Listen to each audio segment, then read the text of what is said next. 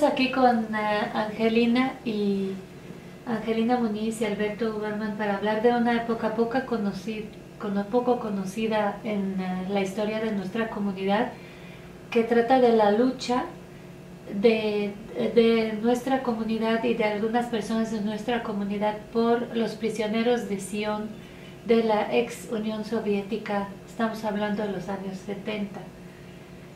¿Cómo inició? Estamos hablando hace ratito que de alguna manera hubo un antes y un después y el punto álgido ahí fue la designación de Golda Meir como embajadora de Israel en la ex Unión Soviética. En realidad lo que pasó es que Golda Meir fue nombrada primera embajadora de Israel en Moscú, en la Unión Soviética. Un poco después de que fue nombrada, surgió la fecha de Rosh Hashanah. En la sinagoga de Moscú normalmente se reunían a lo más 2000 personas, pero con la presencia de Golda Meir y con el establecimiento del Estado de Israel, surgió como sorpresa que se presentaron entre 30.000 y 50.000 personas frente a la gran sinagoga de Moscú. Y esto volvió a suceder en Yom Kippur.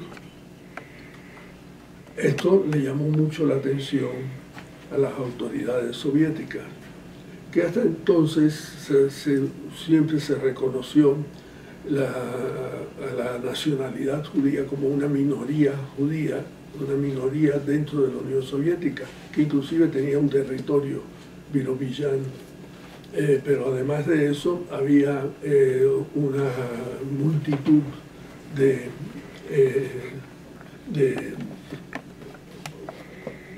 como diríamos, expresiones judías, como más de 900 sinagogas en la Unión Soviética, había periódicos en yiddish, había teatro oficial judío en Moscú, había una serie de poetas reconocidos, pero con esta sorpresa de que hubiera un renacimiento cultural nacional judío, sorprendió a las autoridades y decidieron que había que tomar medidas. ¿Y qué medidas empezaron a tomar? Cerraron el periódico en yiddish de Moscú, que se llamaba, a ver si lo tengo por aquí, Einheit. Se cerró el teatro de Moscú y empezaron a desaparecer los autores judíos, desaparecer. Después supimos que a todos fueron eliminados físicamente. Entonces, de ahí en adelante empieza a resurgir un antisemitismo oficial que siempre estuvo ahí, pero no era tan aparente. Pero ahora sí resurgió, se empezaron a imprimir, por ejemplo, los protocolos de los sabios de Sion y hacer una propaganda, los sabios de Sion soviéticos, le llamaron. ¿Qué tenía de diferente? Que eran que soviéticos. Es decir, que estaban ya acusando a los judíos de ser miembros de una institución internacional antisoviética, etc. Esto fue poniéndose más grave, pero no en forma oficial. Es decir, se desaparecían los escritores judíos y no se sabía ni por qué, ni cuándo, ni nada. Pero después vino la guerra de los 6 días. Y con la guerra de los 6 días ya la cosa se puso mucho más grave, porque la Unión Soviética se puso del lado de los árabes y la represión dentro de la Unión Soviética ya se hizo oficial y grande. Y entonces muchos judíos pidieron salir de la Unión Soviética y se les trató de impedir la salida. Inclusive a los académicos, a los que tenían títulos universitarios, etcétera, se les puso un impuesto tremendo para poder salir de la Unión Soviética. Y esto fue empeorando hasta que alrededor del año 70 ya hubo una protesta internacional por lo que estaba pasando, porque ya empezaba a ser oficial y se conocía. Muchas de las cosas otras eran desconocidas. Pero en Inglaterra, en Europa, se empezaron a formar grupos de defensa de los derechos humanos de los judíos de la Unión Soviética.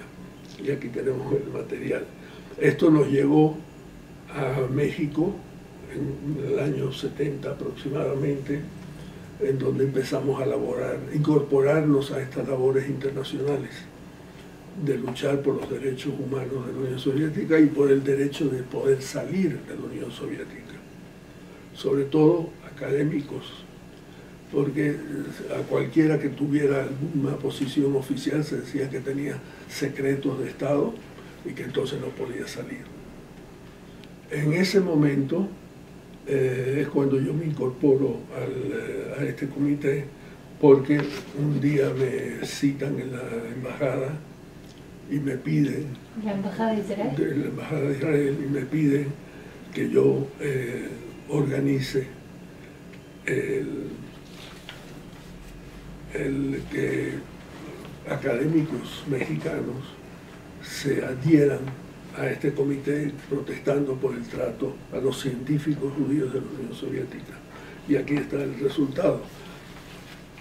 Que es un periódico, salió en todos los periódicos. Salió en todos los periódicos. En todos los periódicos Sí. salía. Y hay muchos, mire. ¿Y quién pagó la impresión de eso?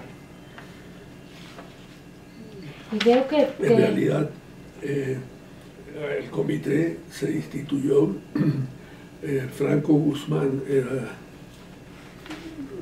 el presidente, el licenciado Ricardo Franco Guzmán, la licenciada María Esther Talamantes era la secretaria.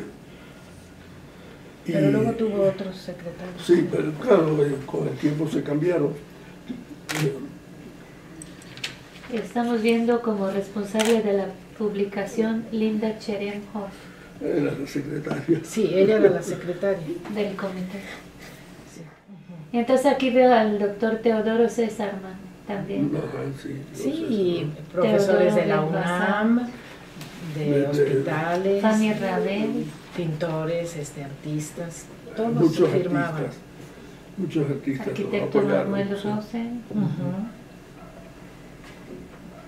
Modesto Seara Vázquez, Andrés Enestrosa, Y Benjamín Laureano Benjamín Luna. Laureano Luna, todos ellos estaban en el comité. Matías Goeritz. Ajá. Bueno, vas a ver algunos que hasta Octavio Paz firmó. ¿Así? Octavio Sí. Paz también lo Ajá. apoyó.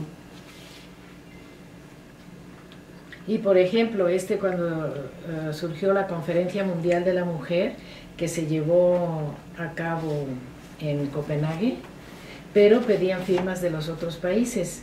Y aquí están los de México, pero por ejemplo de ¿Qué Francia pidieron estaba- para las mujeres?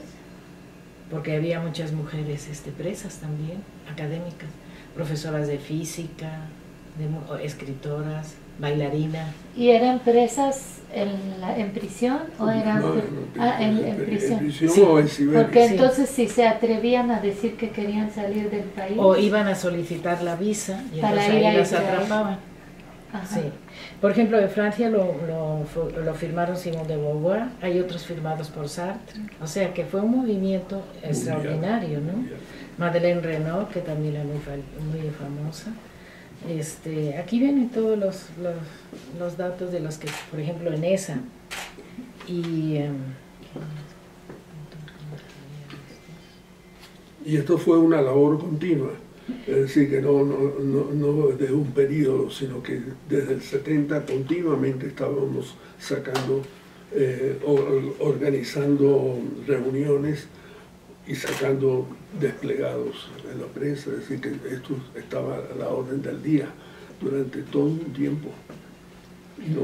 Bueno, también estaba la labor de publicación de libros, que pues de eso yo me encargué, ya fuera en traducción, ya fuera a publicar cuando había algún congreso, las misiones que hubo de estudio a la URSS, o sea, tenemos una bibliografía extensa publicada aquí en México, y también traducíamos a veces esto de los comités de otros países, por ejemplo y ese señor que está ahí, que era un físico, ¿no? Elia Esas, fue lo que tú visitaste. Bueno, hay varias cosas.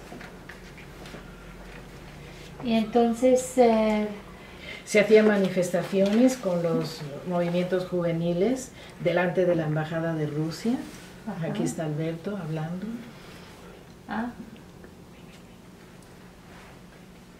Y tratábamos de encontrar pues la mayor cantidad de gente, sobre todo famosos, conocidos, para que firmaran los desplegados. Y esa presión que se hizo al mismo tiempo en todos los países, pues también surtió efecto, porque de pronto liberaban a alguno de los presos, ¿no? Hubo el caso de unos bailarines de ballet, que era una pareja, Valery y Panov, ¿no? Panov. Sí, que pues finalmente los dejaron salir. Este escritor que escribió ya saliendo de la Unión Soviética, escribió su diario de un prisionero de la Unión Soviética, Kuznetsov, también lo dejaron salir. ¿Y tú te encargaste de publicar todos esos? Sí, bueno, sí. ¿Y cómo se repartían o dónde se vendían? No se vendían. Cuando hacíamos los congresos, que se hacían con bastante regularidad, 2, 3, 4 meses o algo así, se reunía la gente que también había firmado ya los desplegados, y a ellos se les repartían estos libros o folletos o lo que tuviéramos a la mano. Y cuando se hacían los congresos ya grandes, por ejemplo en Costa Rica, en otros países, pues llevábamos todo este material también para allá, para que ellos lo vieran, porque hay cosas pues muy interesantes, como por ejemplo los protocolos de los sabios de Sion soviéticos. Está recogido de las publicaciones periódicas de la Unión Soviética con las caricaturas, y son unas caricaturas totalmente estereotipadas, donde ponen yo creo que de ahí fue la primera vez, ponen por ejemplo a Moshe Dayan con una suástica y cosas de este estilo. Entonces se pone todo lo negativo en referencia a Israel. Y claro, como teníamos acceso a estos textos, pues se traducía. Entonces yo estuve trabajando en toda la parte de traducción. Por ejemplo, cuando nos llegaban los boletines como de los judíos en la Unión Soviética, de Londres, pues traducíamos lo que nos parecía más importante y luego lo publicábamos en instantáneas. Este es el boletín. Este ya es el de México, sí. Ajá. Y también, por ejemplo, entre los pintores estaba Francisco Corzas, y él nos hizo el logo para este boletín, y que abajo dice "Dejadme salir". Entonces ahí lo puedes ver.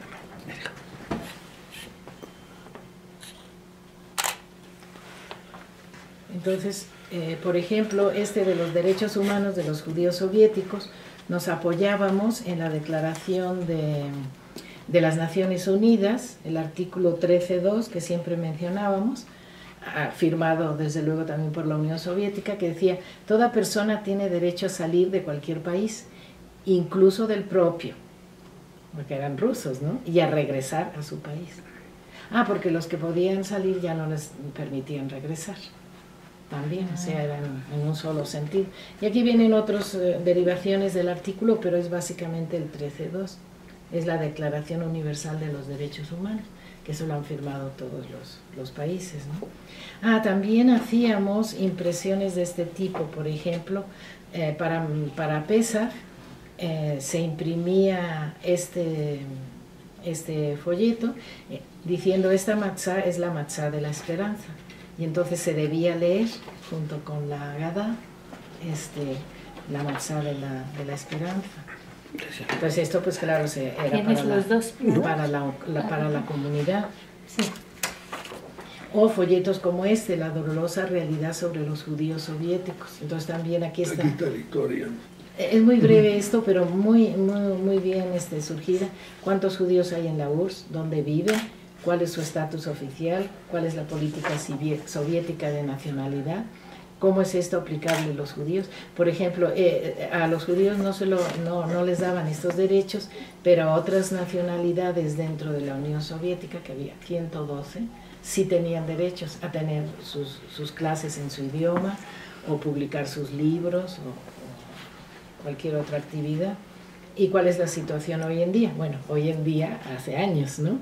¿Qué pasa con otras nacionalidades, por ejemplo? ¿Cuáles, siendo mayores o menores que la judía, de todos modos ya no les dejaron imprimir sus libros, etcétera? ¿Cuál es la política soviética respecto a la religión? Respetaron la religión de otras minorías, pero ya no de la judía. ¿Cómo se aplica esto al judaísmo?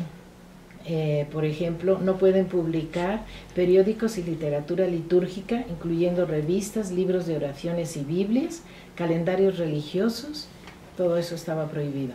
No puede producir artículos religiosos esenciales como los taleitim, chales de oración, o los tefilim, no podían hacerlos. No pueden tener contactos formales oficiales con sus correligionarios en el extranjero. Y así sigue la lista, ¿no?, de todo lo que estaba prohibido. ¿Y cuál es la política de la URSS sobre el antisemitismo? Pues también conseguíamos libros, o de algunos que habían salido. Por ejemplo, se les llamaba también refuseniks. Este fue un prisionero de conciencia que salió, y al salir escribió pues este libro de como 700 páginas. ¿Pueden los judíos emigrar de la URSS? ¿Cómo está afectando la política soviética a la vida comunal judía? Eso sería ya en el extranjero, los comités distintos. ¿Cómo puede cambiarse la política soviética? Entonces, también buscábamos las firmas de senadores, de políticos que pertenecían al Partido Comunista en los países occidentales, y ellos también nos firmaban los documentos. Tuvimos aquí una reunión muy grande, donde ya había muerto Martin Luther King, pero vino su esposa, Coretta, y ella participó en la reunión que hicimos en México. Traíamos a un senador italiano que era también del Partido Comunista, pero no era stalinista, diríamos, y venían ellos también a hablar y nos apoyaban, y eso era muy interesante, porque claro, la Unión Soviética decía, sí, solamente los de derecha son los que están apoyando, y se basaban en eso, pero a nosotros nos interesaba que la gente de izquierda firmara también, y ahí se ve por los nombres en los desplegados que teníamos. Entonces sí era una acción también de tener que convencerlos. Por ejemplo, yo hablaba con escritores para decirle, ¿estaría usted dispuesto a firmar esto? Se lo leía o se lo explicaba, etcétera, y algunos decían que sí. Tenemos por ahí en algún lugar la lista. Y yo lo hacía con los científicos. Y él con los científicos. Y no creas que era tan fácil que todos iban a decir que sí, porque claro, de pronto te lo negaban, te decían, no, yo no voy a apoyar eso. A mí me pasó personalmente con un escritor, con Tito Monterroso, que yo lo conocía de tiempo porque había sido becario conmigo en el Colegio de México. Y le llamó un día para decirle que estábamos reuniendo firmas para que le dieran permiso a tales y tales personas a salir. Y entonces entre ellas Sharansky. Sí, entonces me dijo que no, y me colgó el teléfono, y desde ese día ya no fue mi amigo. Pero Monterroso, ¿por qué? Porque también no se querían oponer a la Unión Soviética. Exacto. A mí el único científico que no me quiso, que me dijo que me apoyaba, pero no lo quiso firmar, me di cuenta que en su escritorio estaba el retratado por Fidel Castro. Y ya entendí por qué no firmaba. ¿Cuántas personas conformaron el comité? Uy, bastantes. no sé, por número, no, Por no número, no sé, pero yo éramos sé que muchísimo. muchos de los que Porque firmaban. de todas ¿Quiénes las estaban, por comunidades, ejemplo? de ¿Quiénes? los colegios hebreos, de las comunidades, de las organizaciones, todos esos, cuando teníamos un congreso venían. Ah, también se iba a las escuelas a explicarle a los niños. También yo iba a eso a veces, ¿no? O a los movimientos juveniles. Entonces todos ellos en un determinado momento pues estaban también presentes. Y bastante público esta no protesta judío. frente a la Unión Soviética, frente a la embajada en México, esa se convocó con todas las escuelas. Ajá. Es decir, Y las instituciones. y los movimientos juveniles. Y Pero se de- encadenaban a la embajada. Y se encadenaban. ¿De quiénes estamos hablando que estaban ahí? Estaba Sergio Nudelsteger, él fue a veces secretario del comité, pero nos gustaba poner un nombre no judío y otro. Por ejemplo, el primero que te enseñamos no eran judíos, Sí, claro. Franco y Talamantes. Pero luego ya el secretario fue muchas veces Sergio Nudelsteger, y en ese viaje al que fue también Alberto, estaba Sergio Contosia, que era su esposa, la escultora. Sí. La de la Huizo, Emma Adler, Emma Adler. el rabino. Entonces llevábamos gente de todo tipo ¿Qué de rabino era? inclinación. Bartfeld, Bartfeld. Abraham Bartfeld. Ajá. Sí. Entonces, porque queríamos tener representaciones de todos, o sea, que no era nada más de uno o dos la idea, sino que todos los niveles sociales o profesiones, teníamos arquitectos, teníamos abogados, teníamos de todo, ¿no? Por ejemplo, Modesto Seara Vázquez, él participó en esta misión de estudio y es una persona muy conocida como investigador académico, miembro del PSOE en España, y ahora ha fundado desde hace años varias universidades en Oaxaca. Él era español, bueno, vive, él es español, y entonces, pero por ejemplo pertenecía al PSOE, o sea, teníamos que equilibrar, ¿no? Que no fuera solamente un rabino o algo así, y en ese viaje pues estuvo representado por varias tendencias políticas, sociales, de todo, ¿no? ¿Y tú fuiste solito a la Unión Soviética? Bueno, en el año 77 yo iba por razones personales a la Unión Soviética, académicas, ¿Tenías un congreso. Ajá. No era un congreso, era un curso sobre estructura de proteínas. Y aprovechando que yo iba a ir, me dio dos misiones. Una, entrevistar a Ilya Esas, y la segunda... Ilya Esas era un refusnik. Sí, todos eran refusniks. Sí, sí, pero ibas a entrevistar a él y estaba en libertad en este momento. Estaba, sí, pero no lo dejaban salir. Y no lo dejaban trabajar, lo despedían de la cátedra y ya no tenía ningún ingreso. Su esposa decía que tenía secretos de Estado y que no por eso no podía salir. ¿Su esposa sí salió?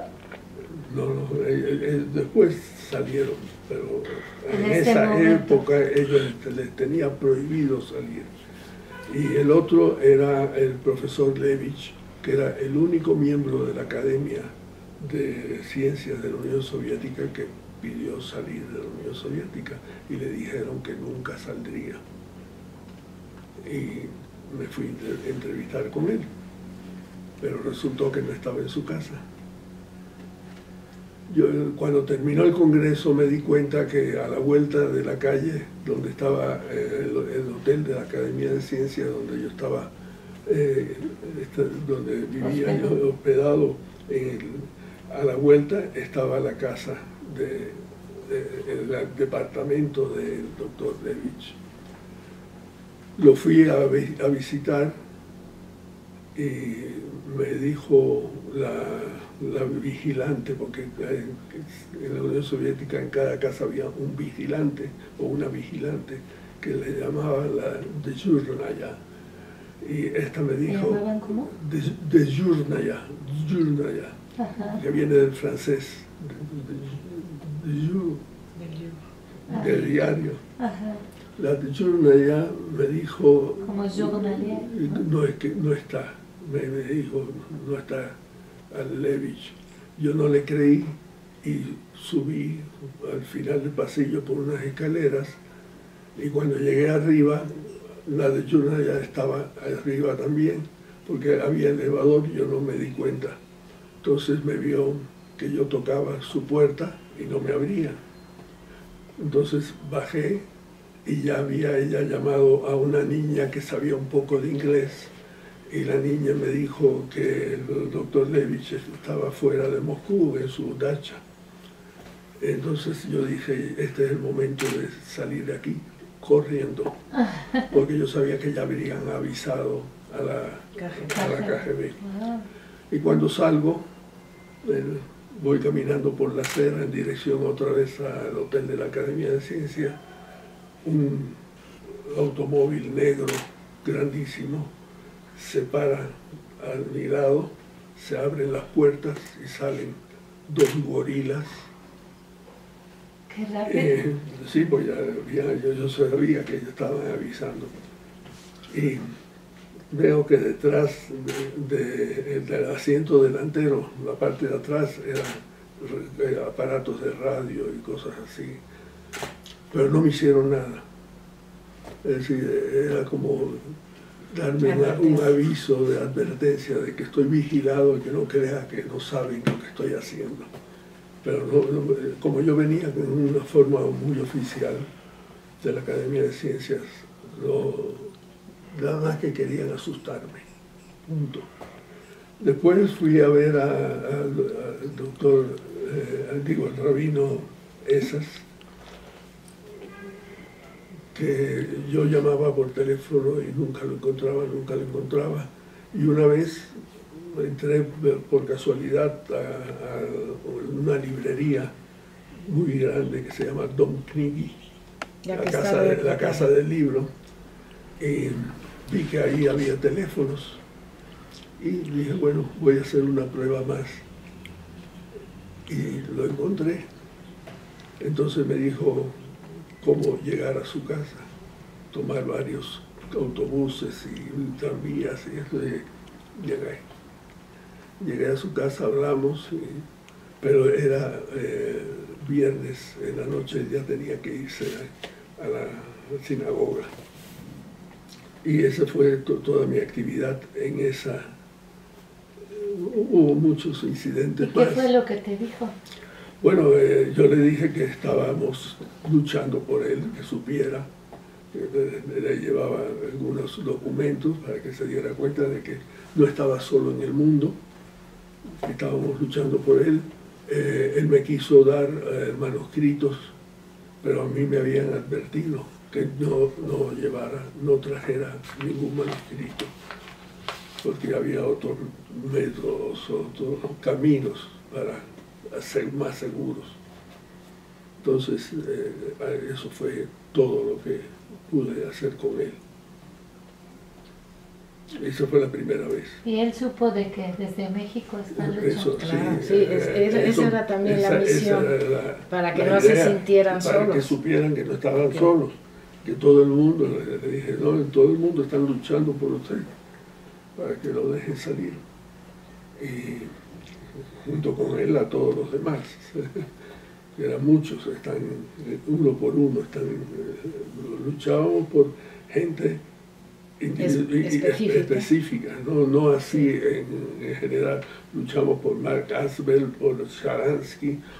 Entonces era muy dirigido a alguna persona en especial para ver si se lograba algo. A veces se lograba, a veces tardaba años en que alguien lo dejara salir. Como Ida Nudel, que acabó en un campo de concentración, en Siberia, pero al fin la dejaron salir después de muchos años. Y ella vino a México a uno de nuestros congresos. La segunda vez que fui a la Unión Soviética ya fue en una misión oficial. Es decir, fuimos a la embajada, Sergio Ludusheger, ¿cómo se llama? El rabino Barfeld, y Emma Adler y su esposo.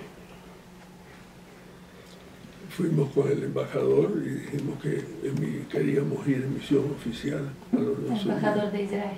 No, de Rusia. De Rusia. En México. En la embajada que está ahí en Revolución. Ya es después de... Esto ya era en la época de Gorbachov. Sí. Ya había cambiado un poco la Unión Soviética. Entonces nos permitieron así oficialmente ir en una misión a Rusia y a Lituania. Y ahí fuimos y tuvimos una reunión en el Ministerio de Relaciones Interiores o Exteriores. Y ahí yo les hablé del problema de los científicos.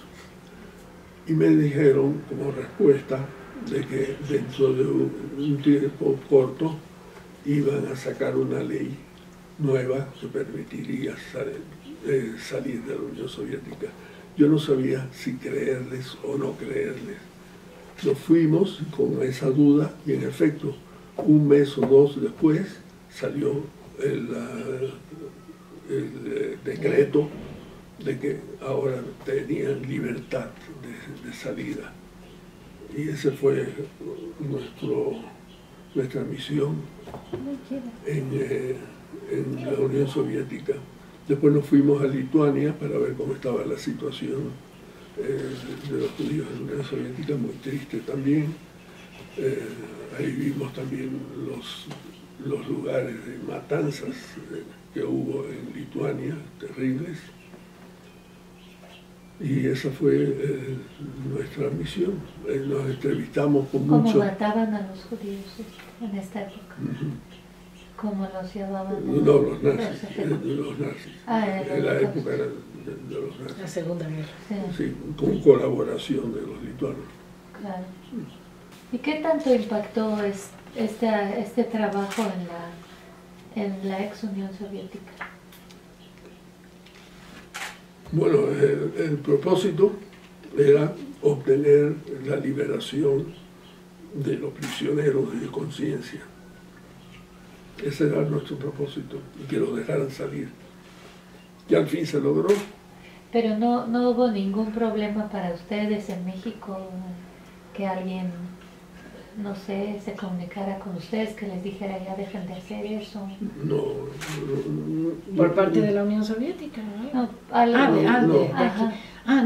No, porque la verdad es que si tú ves los nombres de las personas que firmaban los desplegados, pues en ese momento sí, no tuvimos problemas, más que casos individuales como los que te mencionamos.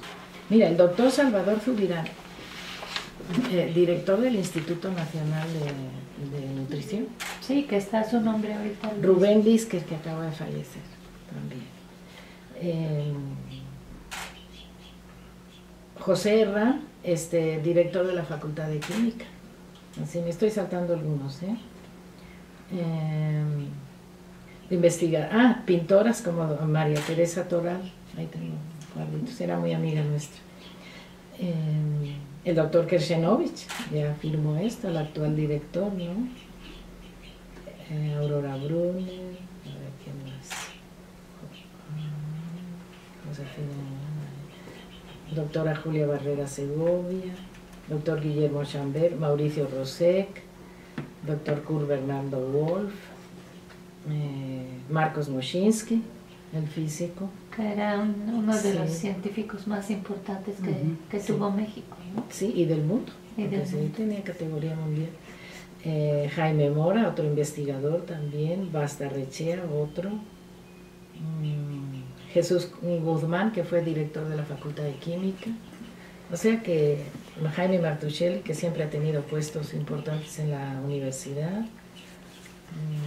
¿Quién más? Me estoy saltando, nada más así. Donato Alarcón Segovia, que fue también director de nutrición. Simna Lomnitz, también un investigador muy apreciado en la UNAM. Horacio Ginisch, que era el doctor. Poveda, un astrónomo. Ruth Gall, ella es también astrónoma, ¿no? Sí. Ruth Gall, por ejemplo, ella muy de izquierdas totalmente. Y aún así lo firmó. O sea que teníamos firmas pues muy importantes siempre. Y ya te digo, los casos que fueron negativos fueron aislados, la verdad. Muy aislados. Como esos que mencionamos. Y por razones políticas. Pues sí. Entonces, sí tuvo mucha repercusión mundial, porque no solo aquí, eran todos los países, se organizaron los distintos comités y cada uno recogía a su vez firmas de gente importante de su país en específico, ¿no? Entonces, sí, la Unión Soviética reaccionó en el sentido de que su prestigio estaba como viniéndose abajo, y eso ellos tampoco querían. Entonces empezaron a dejar salir, pero con cuentagotas. Y por eso nosotros lo hacíamos específico con una persona, para que a ese lo dejaran salir, y al otro, y al otro, y así. La campaña iba en general. ¿Cuántos eran los que ustedes tenían? Eso los tenían todos los comités de todas partes del mundo, pues centenas, ¿no? Yo creo. Centenas. Sí, supongo que sí. Porque era de todo, digo, la... te decía, actores, bailarines, físicos, médicos, profesores de escuelas, en fin, todo el que solicitaba una visa, ya quedaba marcado, como tú dijiste, como refusnik, y lo primero era quitarle el trabajo. Ya no tenía, descalificarlo del grado que tuviera en la universidad o en el ballet donde trabajara. Se borraba su nombre, como si ya no hubiera existido. Y tenía, por ejemplo, el profesor Levich o Lerner, no me acuerdo cuál de los dos, tuvo que estar pintando, ¿no? Pintando, como albañil, las casas. Porque como ya no tenía el sueldo como investigador, pues tenía que hacer algo para ganarse la vida. Entonces les dejaban porque si oficios. no trabajaba en lo que le asignaban, entonces tenían otra acusación, era un hooligan, ¿no? Un hooligan. O sea, un parásito de la sociedad. Entonces Entonces, dos lados tenía que lo aceptar sacaban. lo que le ofrecieran. Lo que le ofrecían era, por ejemplo, al profesor Levich acomodar las puertas para el invierno, clavando ¿cómo se llamaba? Fibra de vidrio, sí. Porque entonces todavía no estaba prohibida la fibra de vidrio. Bueno, haciendo trabajos, primero que te Trabajos salía. manuales de la peor categoría se los daban a los profesores universitarios como castigo por haber pedido salir. Sí, y todo... Y por eso luchábamos por cada uno de ellos individualmente. Que me hablaste de una medalla. Sí, pues esa es la que no he encontrado, tengo que seguir buscando. No, pero ¿de qué se trataba? No, era simbólico, es decir, se hacían muchos de esos, y con el nombre del prisionero de conciencia al que estábamos trabajando en ese momento. Y como una cosa simbólica, ¿no? Que lo llevara uno puesto hasta que saliera libre. Como para recordar todos los días a cada momento eso, ¿no? No sé cuánta gente lo cumplió, pero el hecho, la idea es interesante. Y también lo que te decía la publicación para las fiestas judías, estarlos recordando siempre. Entonces, había muchos sistemas, bueno, canciones. Hay una canción que es Cajol Belaván, que no sé si la utilizaron por primera vez los judíos soviéticos, ellos, o si se hizo en Israel. No, ese dato no lo tengo. Pero como son los colores de la bandera, entonces ellos lo cantaban, ¿no? Allí. ¿Qué era ahí un renacer de la cultura judía, de la religión judía? ¿Cómo? Que fue un renacer de la... Sí, es a partir de la creación del Estado. Del Estado. Sí. A partir de que se nombró a Golda Meir primera embajadora de Un Israel. año después de la creación del Estado. Sí, en 49. El mismo 48. No, Entonces se dieron y al cuenta ver que cuántos no habían miles de podido gente, acabar con... ¿no? cuántos miles de gente estaban ahí, pues ya les asustó eso también. Sí. Por eso lo hicieron, porque... Empezaron a estudiar hebreo, bueno, hubo muchos más, clandestinamente, el que todavía tenía algún libro de hebreo, pues podía así. Y ahí había la literatura clandestina que se llamaba Samizdat, que esa nada más, bueno, se pasaba entre alguien que fuera tu amigo o tu conocido que no te iba a denunciar, porque esa era otra. Te denunciaban en cuanto tenías lo que ellos llamaban un documento antisoviético, que a lo mejor era el Talmud, ¿no? cosas así. Pero ¿por qué los castigaron tan duro? Porque salir. Su política, en primer lugar, un antisemitismo renacido a partir de estas cosas, y por el hecho de la guerra del 67, porque un poco antes de la guerra del 67, en el año 66, el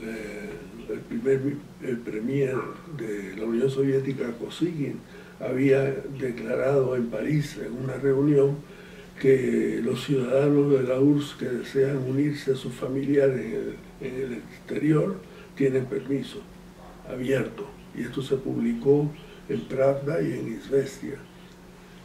Pero unos meses después vino la guerra del 67 y eso ya puso a la Unión Soviética del lado de los árabes oficialmente.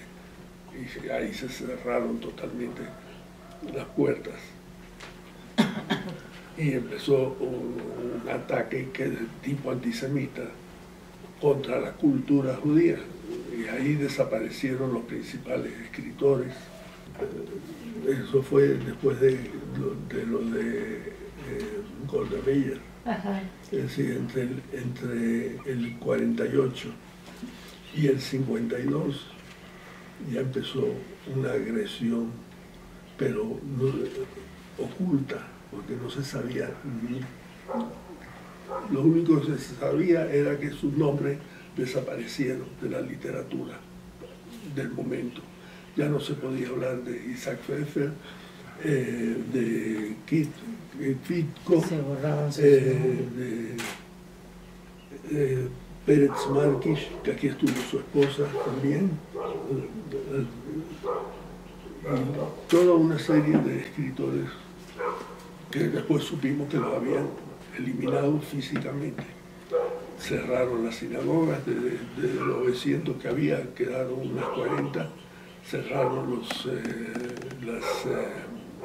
los periódicos judíos y el teatro judío, que era Teatro Nacional judío.